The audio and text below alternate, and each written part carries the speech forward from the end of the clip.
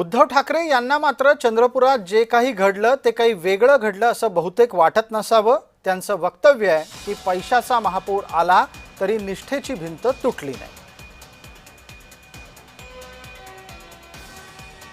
तुम्ही खरंतर कमाल केलेली आहे। अतिशय प्रतिकूल परिस्थितीमध्ये तुम्ही हे यश मिळवलेलं आहे। आणि मी आतमध्ये जे सांगत होतो की लोक आपल्याकडे बघतायत, एका ठिकाणी सगळं पैशाचा महापूर होता, पण इकडे या महापुराला सुद्धा आपल्या निष्ठेची भिंत फुटता आलेली नाही। त्याच्यामुळे उद्याचा काळ हा आपला असणार आणि या निवडणुकीला माझ्याकडनं म्हणजे ज्योतिताई वगैरे गेले नव्हते, पण मी म्हणा आदित्य म्हणा येऊ शकलो नाही। पण लोकांनी आपली एक परीक्षा बघितली। आता लोकांनी आपल्यावरती विश्वास ठेवलेला आहे, तो विश्वास तुटू देऊ नका।